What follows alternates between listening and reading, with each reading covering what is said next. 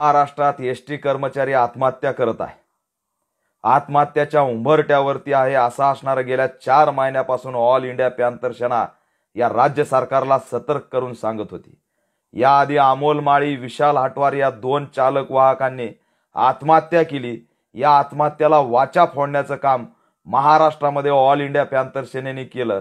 त्या असणाऱ्या आत्महत्याची दखल घेतली असते तर आज जळगावचा मनोज चौधरीने आत्महत्या केली नसते.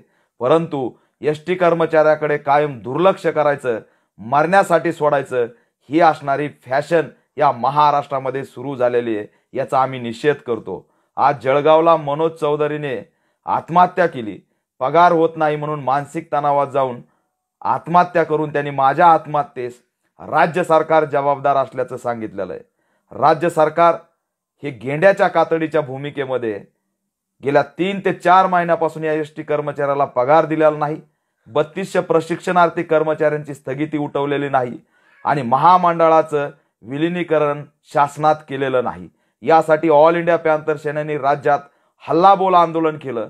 दिवाळीचं आश्वासन आम्हाला देण्यात आलं, परंतु दिवाळीला सुद्धा स्थगिती उठवतायत की नाही अशी असणारी परिस्थिती निर्माण झाली. म्हणून अनिल परब, माननीय उद्धवजी ठाकरे यांच्या मार्फत ही झालेली हत्या आहे असा असणारा आमचा आरोप आहे. परिवहन मंत्र्यांना कसलाच नैतिक अधिकार खुर्चीवर बसण्याचा राहत नाही.